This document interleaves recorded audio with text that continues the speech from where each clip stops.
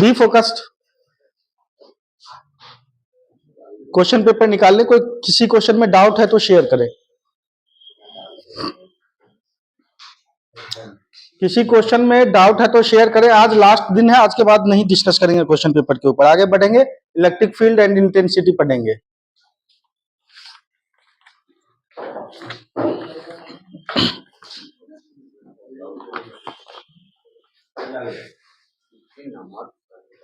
Fifteen, हाँ ठीक, 15 से पहले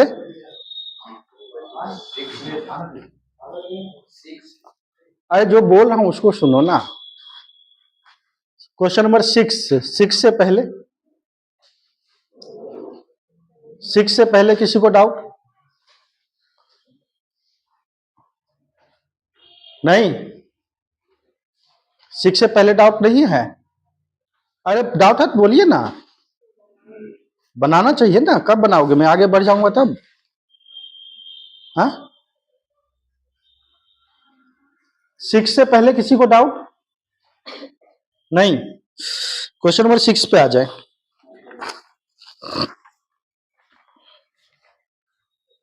अरे भैया ये तो बहुत सिंपल क्वेश्चन है, देखने में ही भारी लग रहा है।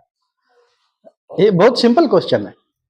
B focused. क्वेश्चन क्या कह रहा है? क्वेश्चन कह रहा है कि a particle of mass m carrying a charge minus q is moving around a charge plus q2 along a circular path of radius r। जैसे न्यूक्लियस के चारों तरफ इलेक्ट्रॉन घूमता है ना। Prove that period of revolution of charge minus q about q2 is given by this. मतलब time period इसका ये है ना। ध्यान से देखें, इसमें प्रॉब्लम क्यों है? क्योंकि इसमें कुछ बातें और दूसरी जगह से आई है ना, इसलिए।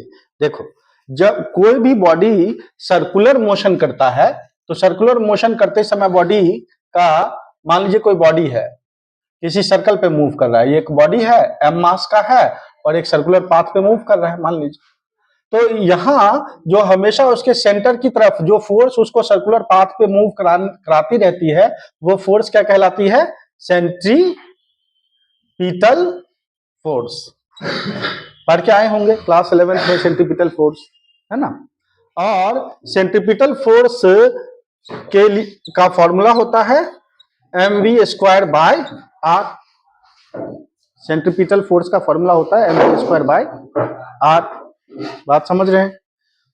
अब यहां एक पॉजिटिव चार्ज पार्टिकल है जिसकी वैल्यू कितनी है? प्लस q2, और यहां एक नेगेटिव चार्ज पार्टिकल है जिसकी वैल्यू है माइनस q। माइनस q नहीं होगी तो q1 होगी ना, फॉर्मूले के अनुसार q1 होगी। करेक्शन कर ले, नीचे जो लिखा हुआ है q1 होगी। बात समझ रहे हैं? q1 होगी क्योंकि फॉर्मूला में q1 और q2 दिया हुआ है। t equals to √16 pi cube epsilon naught m r cube by q1 into q2 है, यानी q1 है ना। तो यहां अब ये सर्कुलर मोशन कर रहा है। सर्कुलर मोशन अगर कोई चार्ज पार्टिकल कर रहा है तो उसके लिए रिस्पॉन्सिबल कौन है? सर्कुलर मोशन के लिए सेंट्रीपिटल फोर्स। और सेंट्रीपिटल फोर्स का यहाँ कारण क्या है? मान लो ये नेगेटिव चार्ज पार्टिकल है माइनस q1 और ये पॉजिटिव चार्ज पार्टिकल है q2, इसके बीच में लगने वाला इलेक्ट्रोस्टैटिक फोर्स। यहाँ सेंट्रीपिटल फोर्स के लिए रिस्पॉन्सिबल कौन है? Electrostatic force. तो जो यहाँ पे इलेक्ट्रोस्टैटिक फोर्स है उसकी वैल्यू क्या होती है? 1/4 pi epsilon naught into q1 q2 by r², है ना। बात समझे? Here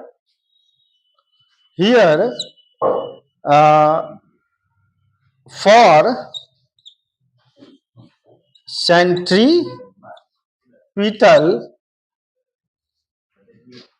force electrostatic force is responsible. बात समझे? यहां पे क्या है? सेंट्रीपिटल फोर्स के लिए कौन जिम्मेदार है? इलेक्ट्रोस्टैटिक फोर्स जिम्मेदार है। बात समझे? सो अगर ऐसा है, सो देन तो फिर mv² ऐसे लिख दूं, Fc इक्वल्स टू Fe और mv² by r equals to 1/4 4 pi epsilon naught into Q1 Q2 by R square. अब यहां से वी स्क्वायर निकाल लें, और V square equals to 1 by 4 pi epsilon naught into Q1 Q2 by R. अब ये R square है, V square ऊपर एक आर चला जाएगा ना, ये आर ऊपर चला गया, और ये एम क्या आ जाएगा, नीचे आ जाएगा, और ये क्या है, आर स्क्वायर हो जाएगा ना। यहां से वी स्क्वायर को होल्ड कर लिए तो एम क्या आ गया, नीचे आ गया, और आर ऊपर चला गया। ऐसे लिख दो, इंटू आर बाय एम। ठीक है, बात समझे, ठीक। और V square equals to 1 by 4 pi epsilon naught into Q1 Q2 R square R, एक एक R cancel, by R into M. ठीक, और v equals to under root 1 by 4 pi epsilon naught into Q1 Q2 by R. ठीक है, ठीक है, अच्छा। और यहां से देखें, time period for one revolution क्या होगा, time period for one revolution. जब कोई बॉडी किसी सर्कुलर पाथ पे एक रिवोल्यूशन डिस्टेंस चलती है तो कितना डिस्टेंस ट्रेवल करती है, वो जो डिस्टेंस ट्रेवल करती है वो कितना होता है, 2 पाई आर। और वेलोसिटी, कितने वेलोसिटी से, टाइम बराबर क्या, डिस्टेंस बाय स्पीड, है ना। तो डिस्टेंस कितना, 2 पाई आर, और स्पीड कितनी है इसकी, ये v, बिकॉज t बराबर 2 पाई आर बाय v। बात समझ पाए, therefore t equals to 2 pi R by under root 1 by 4 pi epsilon naught into Q1 Q2 by R M. और t equals to 2 pi R, और यहां under root में 4 pi epsilon not R M by Q1 Q2। ठीक है, ठीक है, ठीक। और t इक्वल्स टू कितना लाना है, 16 पाई क्यूब। अच्छा दे, 2 पाई बाहर था तो इसका मतलब अंदर कितना है, 4 पाई स्क्वायर, और आर बाहर है, इसका मतलब अंदर अगर रूट के अंदर लें तो क्या है, आर स्क्वायर। बात समझ पाए, तो अगर सबको अंडर रूट में ले लें, क्योंकि हमें जो प्रूव करने के लिए वो सब अंडर रूट में है, तो वो क्या हो जाएगा, 2 पाई कितना हो जाएगा, ये 4 pi square R square into 4 pi epsilon not R M by Q1 Q2। और t equals to under root 4 4 जा 16 pi square and pi pi cube, 16 pi cube epsilon not R square R, और M R cube by Q1 Q2। Proved.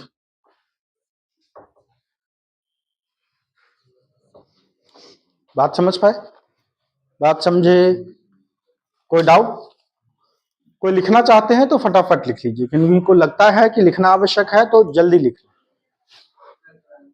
हट जाऊं।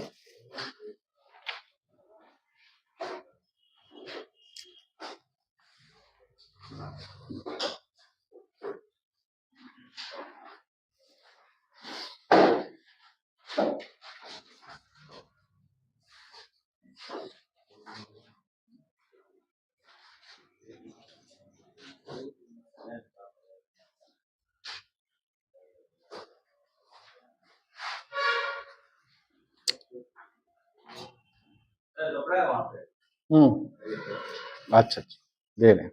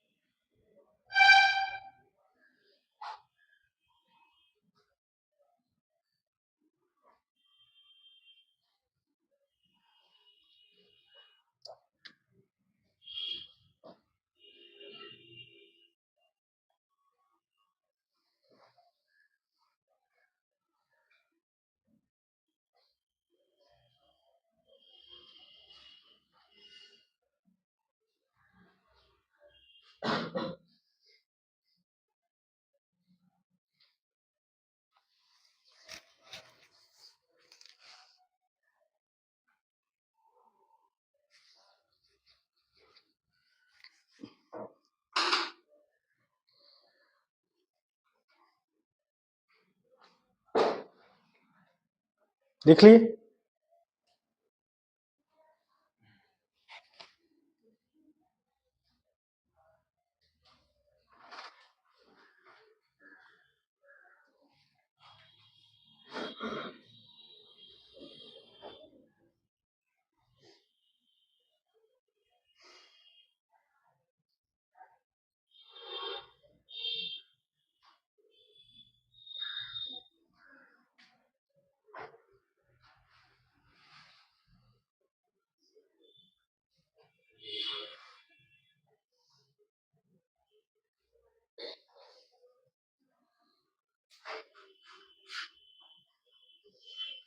हो गया?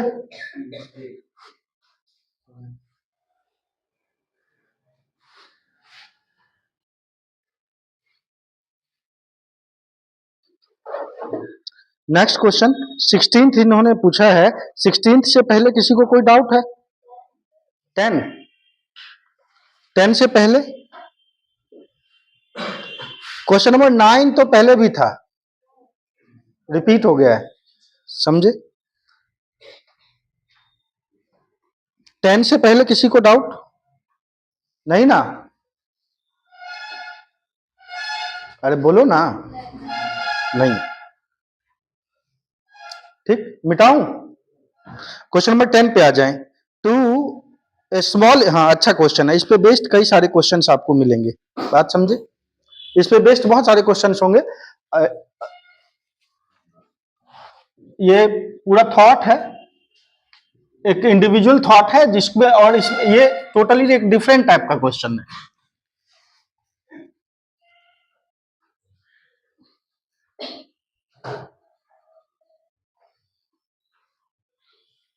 और बहुत simple है, ठीक?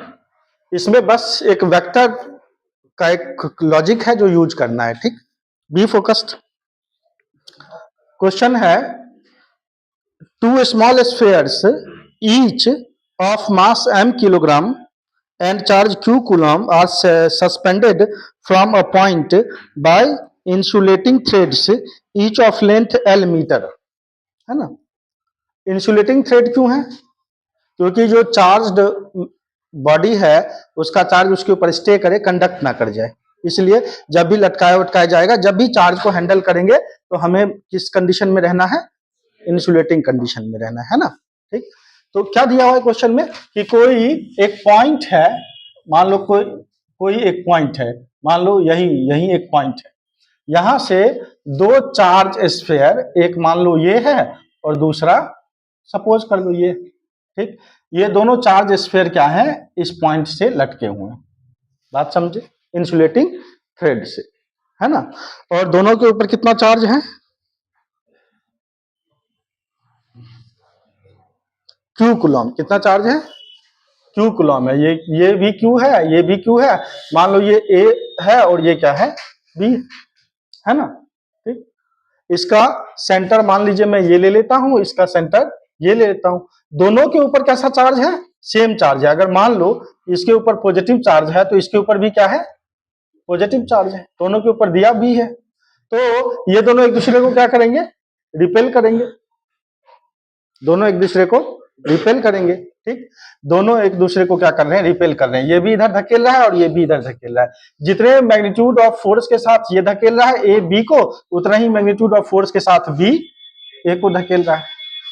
ठीक, और फिर आगे है कि from a point by insulating threads each of length L metre, जिसमें दोनों थ्रेड का लेंथ कितना है, एल मीटर है, ये एल है, ये एल है। ठीक, बट ऑफ नेग्लिजिबल मास, कहने का मतलब मास के लिए सिर्फ क्या है, चार्ज पार्टिकल रिस्पॉन्सिबल है, धागे का कोई मास नहीं है, नेग्लिजिबल ही होगा, क्योंकि धागे का ज्यादा बड़े मोटे रस्सी से बांध देंगे तब तो रस्सी का भी मास मैटर करने लगेगा, है ना, इसलिए नेग्लिजिबल मास।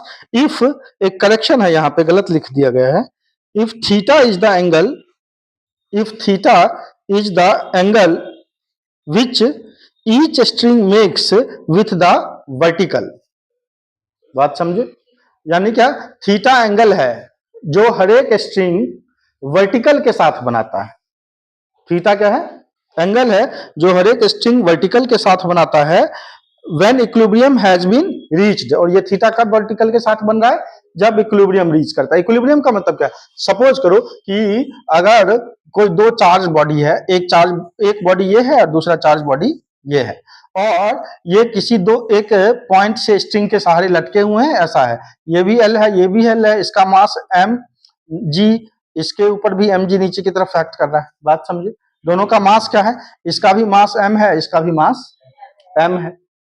ठीक, अब इस दोनों को, इसको हम चार्ज दे देते हैं, इसको हम कैसा चार्ज दे रहे हैं, पॉजिटिव, मान लो पॉजिटिव चार्ज दे रहे हैं, साइज अगर दोनों का सेम है तो जितना चार्ज इसके ऊपर डिस्ट्रीब्यूट होगा उतना ही चार्ज इसके ऊपर डिस्ट्रीब्यूट होगा, सेम चार्ज डिस्ट्रीब्यूट होगा तो ये क्या करने लगेंगे, रिपेल करने लगेंगे, है ना, रिपेल करेंगे, रिपेल करके क्या हो जाएंगे, दूर हट जाएंगे, फिर रिपल्शन इनके बीच में एक्ट करने लगेगा, रिपल्शन करके दूर हट जाएंगे, और एक स्टेट वैसा ऐसा आएगा रिपल्शन पे, जहां पे जाके ये दोनों चार्ज रुक जाएंगे। इसका मतलब क्या, ये अब किसको गेन कर चुके हैं, इक्विलिब्रियम को गेन कर चुके हैं। इक्विलिब्रियम गेन करने के लिए ध्यान से देखें कि क्या क्या कंडीशन यहाँ लग रहा है, इधर फोर्स लग रहा है एक एफ, मान लो स्ट्रिंग यहां तक दिखा देता हूं, ये यहां तक दिखा देता हूं, इधर फोर्स लग रहा है कितना, एफ, इनका मास, इसका भी एम मास था, इसका भी एम मास था, तो जो इसका वेट एक्ट कर रहा है नीचे की तरफ एम जी, इसका भी वेट नीचे की तरफ एक्ट कर रहा है कितना, एम जी, बात समझ पा रहे हैं, बात समझे।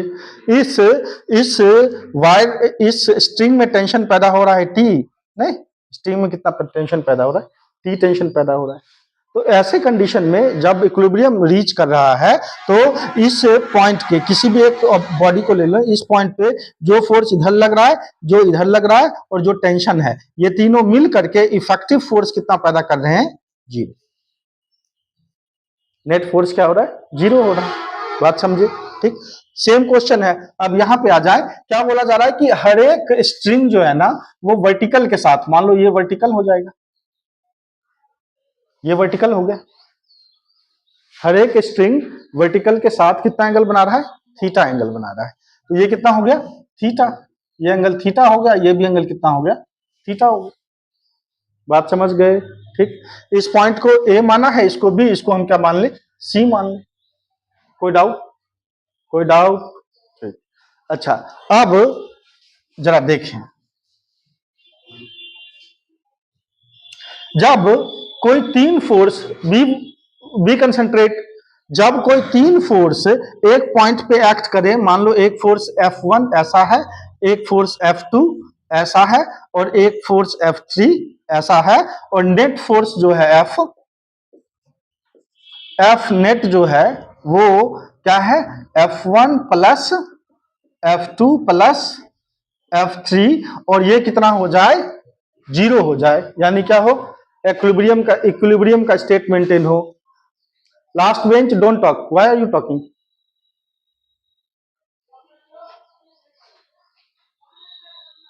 अगर इक्विलिब्रियम का स्टेट मेंटेन हो तो वेक्टोरियल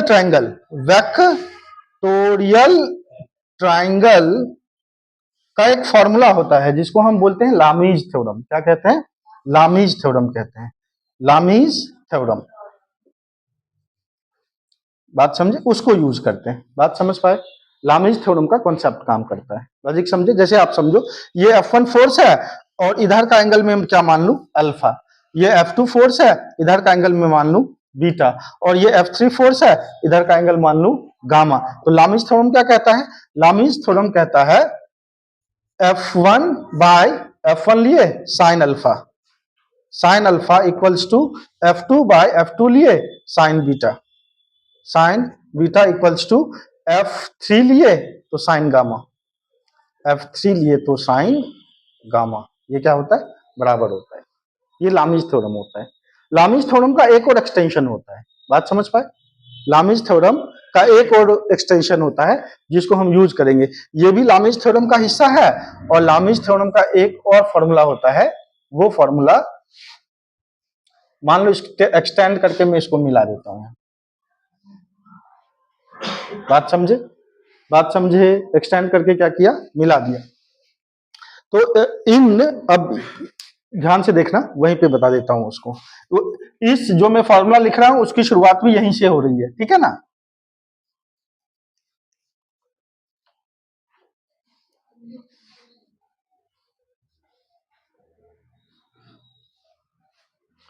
अब ये क्या हो गया? वेक्टोरियल ट्रायंगल हो गया। बात समझे? इस पॉइंट को क्या मान ले? ओ पॉइंट मान ले। ठीक। In vectorial triangle, in vectorial triangle O A B, in vectorial triangle O A B. बात समझे? तो किसी पॉइंट के लिए ओ ए बी में यहां इक्विलिब्रियम अटेन किया है, यहां इक्विलिब्रियम अटेन किया है, तो हम किसी भी एक पॉइंट के लिए या तो यहां के लिए लिख लें या यहां के लिए लिख लें। तो जो फोर्स है F बाय, देख ध्यान से देखें, ये फोर्स है ना F। बात समझे? F बाय ये डिस्टेंस AC ले लें, गलत लिख दिए। बात समझे? इन वेक्टोरियल ट्रायंगल कौन सा? ओ A C, F by A C. F इधर है, इसके अपोजिट डायग्राम क्या हो शो हो रहा है? AC। तो F by A C equals to, अच्छा देखो इसका मास अगर m है तो नीचे की तरफ वर्टिकली जो वेट काम कर रहा है mg काम कर रहा है। बात समझे? तो F by A C equals to mg by F by A C equals to mg by O C, O C. बात समझे? बात समझ में आया? mg क्या है? नीचे की तरफ, ये क्या है? ऊपर की तरफ। समझ में आ गया? कोई डाउट? कोई डाउट? F बाय ये F है तो AC, और mg लिया हमने तो क्या ले लिया? OC ले लिया। इसको अगर यहां से देखें और F बराबर क्या हो जाएगा? mg into AC by OC हो जाएगा, हो जाएगा। ठीक। अच्छा F कितना है जरा देखें, इसके ऊपर फोर्स क्या लग रहा है? इसके बीच का डिस्टेंस। बात समझ रहे हैं? इसके बीच का डिस्टेंस, डिस्टेंस गिवन है क्या?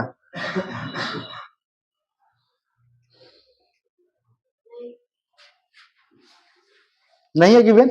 नहीं तो हमें निकाल ले। यानी F बराबर क्या हो जाएगा? और F की वैल्यू क्या हो जाएगी? 4 पाई का यूज है ना? 1 बाय, और 1 by 4 pi epsilon naught into Q1 Q2 by, यहां से देखें ध्यान से, क्या हो जाएगा? AB। ये क्या हो जाएगा? AB, AB का स्क्वायर। ठीक। Equals to mg AC by OC, इतना हो जाएगा। अब ध्यान से देखो, Q1 जो है वही क्या है? Q2 है, दोनों बराबर है ना? और 1 by 4 pi epsilon naught into Q square by AB square equals to mg AC by OC। और अब यहां से Q स्क्वायर निकाल लें। Q स्क्वायर इक्वल्स टू क्या हो जाएगा? 4 pi epsilon naught M G 4 pi epsilon naught M G A C by O C into A B का स्क्वायर। ठीक है, अब सारी वैल्यू कैलकुलेट करके डाल दें, आंसर आ जाएगा। ठीक, और क्यू स्क्वायर इक्वल्स टू, ध्यान से देखना, 4 pi epsilon naught M G, ध्यान से देखो, एसी एसी हमें कैलकुलेट करना, एसी का मतलब एसी ये कितना होगा, ध्यान से देखना, ये थीटा हमको पता है और ये लेंथ पता है, यानी मान लो एक ट्रायंगल है आपका जिसमें ये थीटा पता है, ये एल पता है, तो ये कैलकुलेट हो जाएगा, ना। किससे कैलकुलेट हो जाएगा? Because sine theta equals to क्या हो जाएगा, ओ ए सी है ये, sine theta equals to A C by O A C by O A, तो ए सी बराबर क्या हो जाएगा, O A sine theta, O A sine theta का मतलब एल साइन थीटा, नहीं तो जो ए सी है वो क्या है, एल साइन थीटा बाय, ठीक है, ठीक है, ठीक। अच्छा, अब क्या है, ओसी, ओसी ओसी का मतलब ये, इसी ट्रायंगल में अगर ओसी निकालना हो तो परपेंडिकुलर और हाइपोटेनस, सॉरी, बेस और हाइपोटेनस का रिलेशन, तो कॉस थीटा इक्वल्स टू क्या हो जाएगा, ओसी बाय ओ ए, तो ओसी क्या हो जाएगा, ओ ए कॉस थीटा, ओ ए कितना है, एल कॉस थीटा, तो ये क्या हो जाएगा, ओसी एल कॉस थीटा।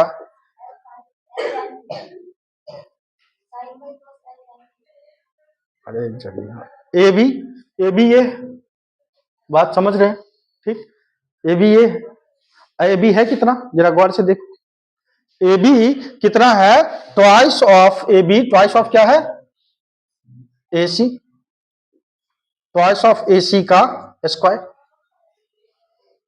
बात समझ गए, ठीक, इक्वल्स टू, और Q square equals to 4 pi epsilon naught M G, ये क्या हो जाएगा, टेन थीटा, और यहां से क्या आ जाएगा, 4 ए सी का स्क्वायर, और ए सी कितना था, L sine theta, 4 sign theta का स्क्वायर।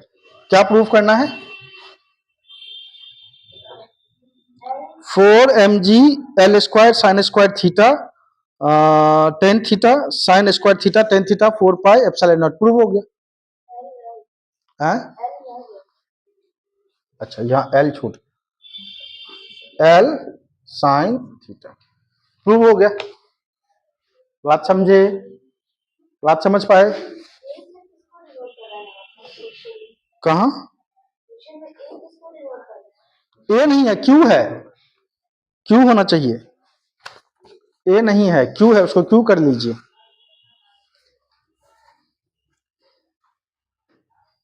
क्यू निकालना है, बात समझ गए, कोई डाउट, फटाफट लिख लें, फटाफट जल्दी करो, बहुत अच्छा क्वेश्चन है, एनसीईआरटी में भी शायद है,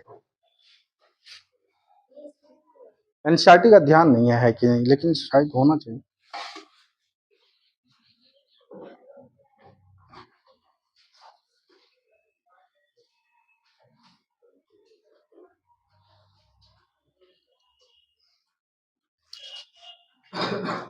दोनों साथ साथ ही चप्पल खरीदे हैं क्या?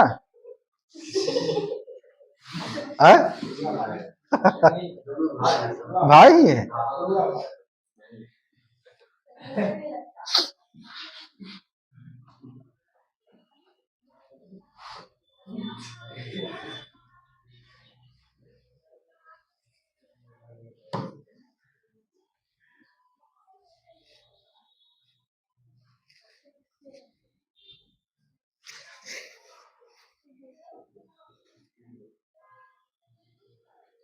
अरे गुनगुनाओ, फुसफुस, जब फटाफट लिखो, 2 क्वेश्चन लिखने में आधा घंटा लगा देते।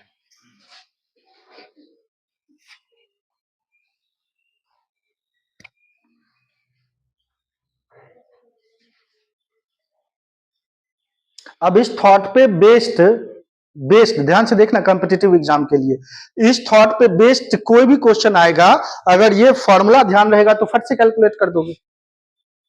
बात समझ पाए?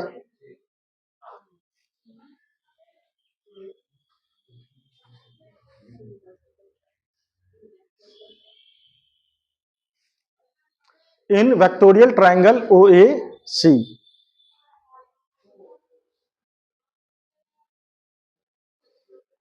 ओ ए सी,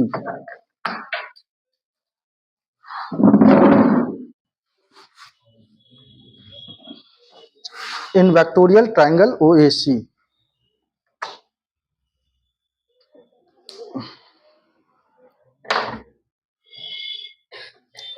अगर ए दिक्कत कर रहा है तो यहां ए मान लिख देता हूं और यहां बी लिख देता हूं, इधर भी दिखा देता हूं, यहां भी लोगे तो वही बात होगा, एम जी नीचे की तरफ एक्ट कर रहा है।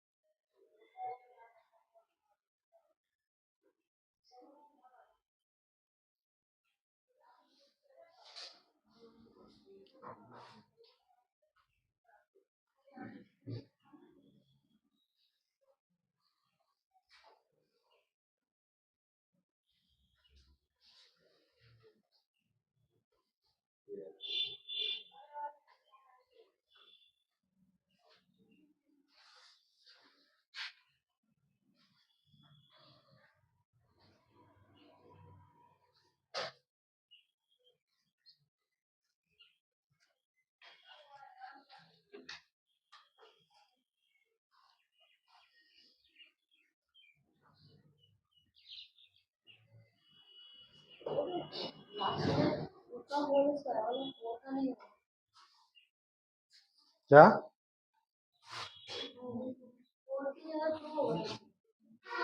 4 ही होगा ना, 2 क्यों? हाँ 16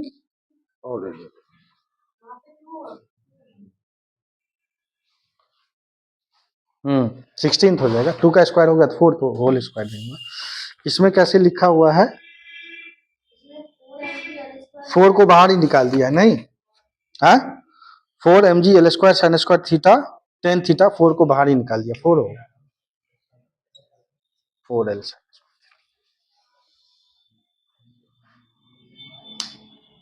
2 का स्क्वायर 4 होता है, वहां ब्रैकेट में ब्रैकेट डालते समय 4 भी अंदर चला गया था। लिख लिए, लिख लिए। नेक्स्ट क्वेश्चन, नेक्स्ट 16 से पहले, 16 से पहले नहीं मिटाऊं, 15th है, 15th, next question 15th मिटाऊं,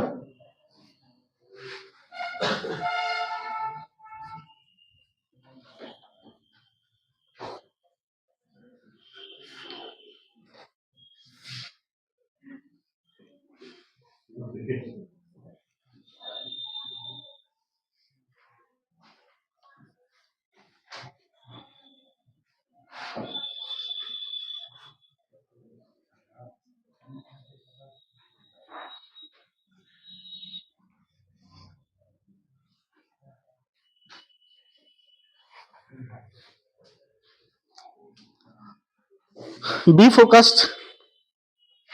question number 15th, 3 point charges plus 3 microcoulomb minus 5 microcoulomb and minus 5 microcoulomb are kept on the vertices। ये अब किस पे क्वेश्चन आ गया, सुपरपोजिशन प्रिंसिपल।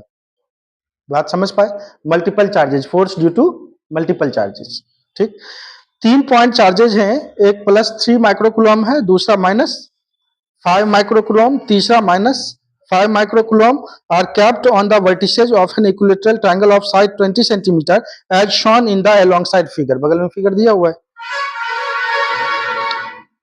ठीक है।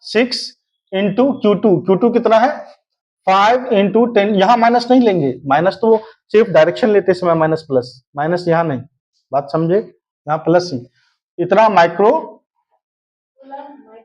इतना कूलम बाय AB क्या 20 सेंटीमीटर, यानी क्या 0.2 मीटर, है ना, का स्क्वायर, ऐसा यूनिट में, ठीक। और F इक्वल्स टू, सारी वैल्यूज डाल ही दूं क्या, 9 इंटू 10⁻9 इंटू 15 इंटू 10⁻⁻12 बाय 2 2 जा 4 इंटू 10⁻2, ठीक है, ठीक है, ठीक। और F equals to 9 into 15 into 10⁻9 2 11 -1, ठीक है, ठीक है, ठीक, बाय 4, और F इक्वल्स टू कितना हो जाएगा 15 9 जा, ऐसे ऐसे ही रहने दो, कितना 135 बाय 4 इंटू 10⁻⁻1, जब जरूरत पड़ेगी देख लेंगे, अभी इसको ऐसे ही रहने दो, ठीक, कोई डाउट, यानी क्या कि इसके so resultant force on the charge situated at the point A due to the charges situated at the point B and C, है ना, ए पॉइंट के ऊपर जो चार्ज है उसके ऊपर लगने वाला रिजल्टेंट फोर्स बी और सी की वजह से कितना हो जाएगा, ध्यान से देखें, ये इसके बीच में एंगल कितना है 60 डिग्री, दोनों फोर्स के बीच में 60 डिग्री का एंगल है, नहीं तो वो रिजल्टेंट क्या हो जाएगा R equals to what, under root, या कुछ और लिखना चाहते हो तो कुछ और लिख दो, बात समझे, ठीक। तो R इक्वल्स टू कितना हो जाएगा F2 का स्क्वायर प्लस F3 का square plus 2 F2 F3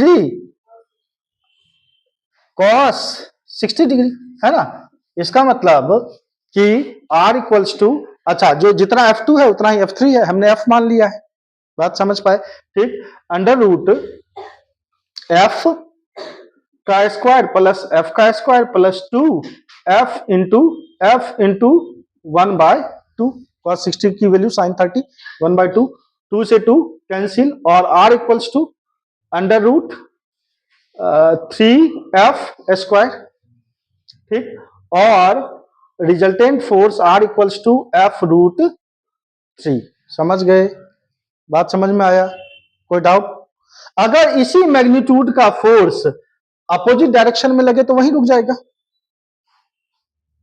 equilibrium में आ जाएगा, बात समझे, बात समझ पाए, मान ले let the charge Q is placed at the point the charge plus Q, यानी क्या, अब ये इस डायरेक्शन में है, अपोजिट डायरेक्शन में फोर्स लगेगा, ये पॉजिटिव चार्ज है तो यहां भी कौन सा चार्ज होना चाहिए पॉजिटिव, तभी इक्विलिब्रियम में उसको रख पाएगा, बात समझे, तो इसलिए मैंने प्लस Q, तो पहला आंसर मिल गया आपको कि चार्ज क्या होगा, प्लस का होगा, plus Q charge is placed at the point M to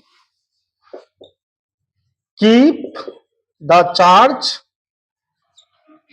at A in equilibrium, बात समझे, मान लो, तो ऐसे कंडीशन में क्या हो जाएगा,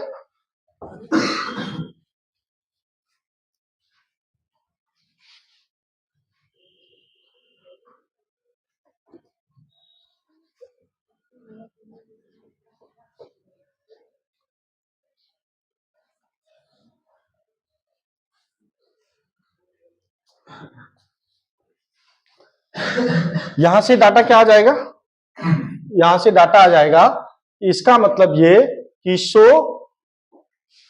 एफ इक्वल्स टू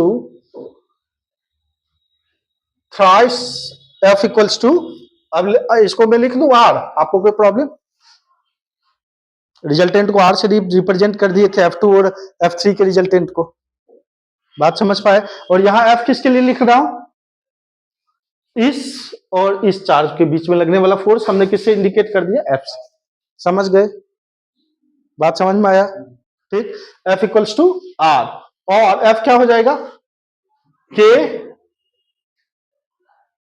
झूठ मूठ का वैल्यू डलवा दिए, नहीं भी डालते तो वहीं पहुंच जाते, बात समझ पाए? और काटने में और सुविधा हो जाएगी।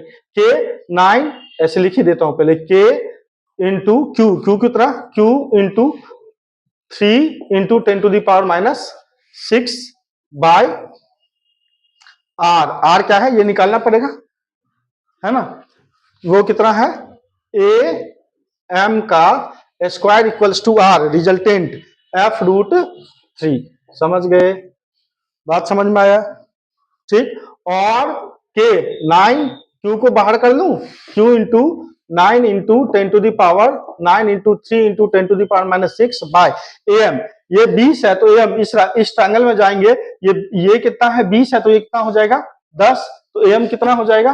M equals to under root 20 का स्क्वायर माइनस 10 का स्क्वायर, 400 माइनस 100 मतलब 300 बराबर 10√3। बात समझ पाए? बात समझे? ठीक, तो एम कितना हो जाएगा यहां से? 10√3 का स्क्वायर। स्क्वायर डाल दूं, स्क्वायर डाल दूं तो √300, तो स्क्वायर डाल देने से सीधे 300, 300 का मतलब क्या? 0.3 मीटर। यही होगा, कुछ और होगा? 0.03, ये 10 है, 10 रूट, चलो हम डाल दे, कितना डाल दे?